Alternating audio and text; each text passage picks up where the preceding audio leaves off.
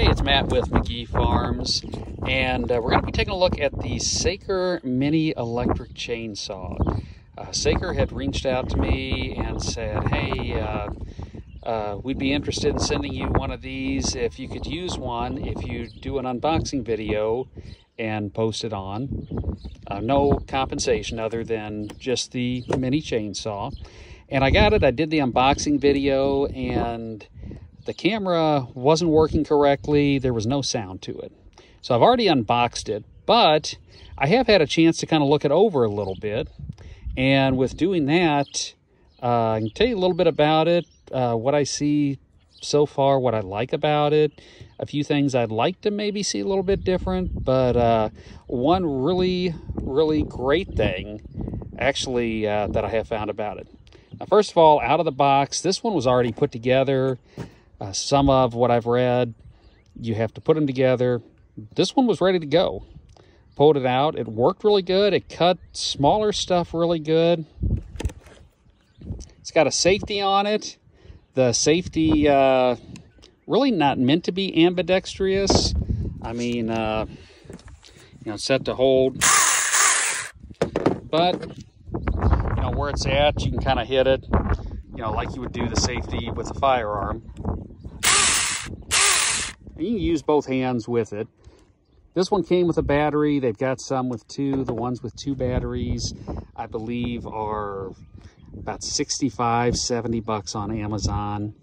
It's actually a pretty well-made machine. It came charged right out of the box. Only two things I really would like to see on this. One is being able to sharpen the chain. I have not been able to find the file size on what size file you would need. When I've inquired on Amazon and a few places, the responses are all, would just buy another chain.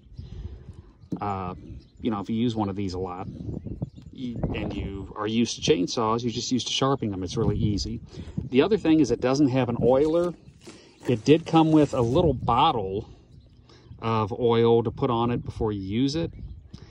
Not necessarily even an electric or an automatic oiler, but one where you can kind of pump here and there. But that being said, like I had looked at these models, not this particular brand. I bought an electric Ryobi about a year ago and really liked it, and they had one of these. And I kind of stick with a couple brands just because I've got several of the batteries. But with this one falling in my lap, like I said, the battery lasts for a while, and it's pretty well made. And for the price, it's nice. Now, I've used it to cut a little bit, but here's what I found that I really like with it, and I'm probably going to be using this for more than anything else. I'm going to stop the video right now and go out to the tractor and show you where I found this comes in incredibly handy. All right, so I got my Kubota BX2370. Love this mower.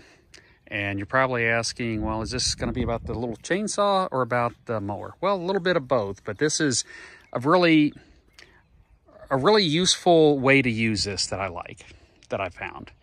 So I've got a large yard, we've got trees, and I ended up putting these little things on the rollover protection system. I picked up off of either eBay or Amazon, I don't remember, to kind of keep these little like grab arms, so when the dogs or the kids leave crap in the yard, I don't have to get off the mower. I can just pick them up with those.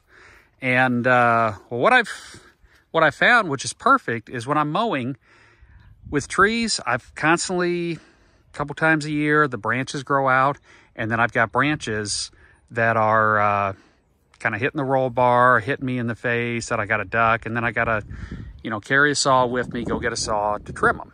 Well, perfect right here. You've got the little strap. I'm probably going to put a better strap on this, but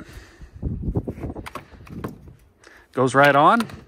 I can keep it with me when I am on the tractor. Probably going to rig something like this up for the side-by-sides and the other tractors as well. And, right here, perfect example. Got a branch. I try to get super close around the trees. Well, I can't with this one because of the branch. If I could get close enough to it, without the branch here, what would happen is it'd be that much less weed eating. So,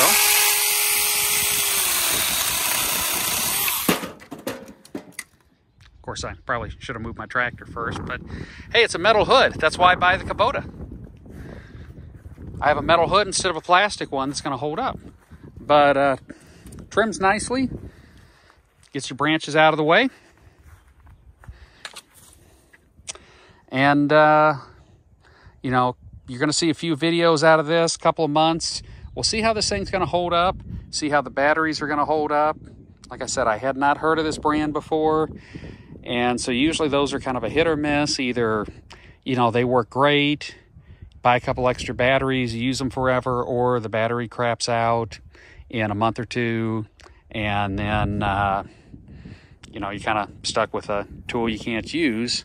So I'm hoping these are going to last, or the replacement batteries are cheap for them where I can buy a couple extras. But I've got a few things I'm going to be trimming up. I'm going to have the other chainsaws, mostly Johnson Red steel, and I've got one electric Ryobi that I like. So I'm going to add this to it when I go out, and we'll be kind of playing with them. Probably get a lot of use with this, and you'll see some videos of it too on how it's working in the field. And like I said, 3 months, 6 months down the road, I'll probably make another video to see how it's holding up so far. This is Matt from McGee Farms, and as always, if you enjoyed the video, if it helped you make a decision whether to buy one or not, or you know, just helped you out in general, always appreciate if you subscribe, maybe leave a like, leave a comment. I always read the comments and try to respond back. And tell your friends about it. Share the videos. It helps the channel grow, and it's much appreciated. Until next time, have a great day.